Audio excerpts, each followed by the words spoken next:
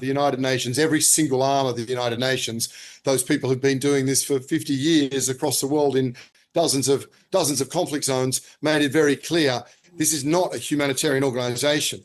It is a militarized, politicized setup with a very simple design of pushing people, forcibly displacing people from the north to the south. At the same time, a veneer of humanitarian aid to try and quell that pressure that we increasingly see from Western countries about those increasing cases of starvation. So because of that, there is no experience. These are people with guns. There are 2 or 3 distribution points. Because, Tom, humanitarian aid is about going to where people need it. You don't ask a mum to leave her children and walk 15 kilometres. You don't ask a grandmother. You don't ask an amputee. This demands it. If you want aid, you go there.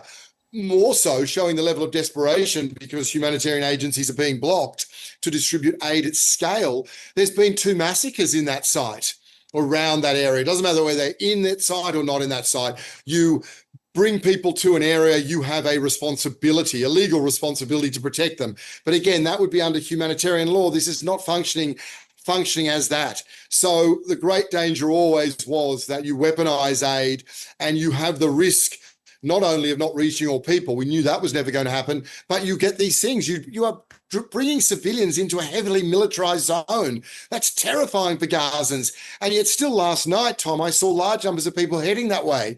They knew there'd been 2 massacres. Imagine the level of desperation that you are willing to risk another massacre in the hope of feeding your family. Or as those people have said to me, their son went to a site to try and get food and never came back simply because they tried to feed themselves.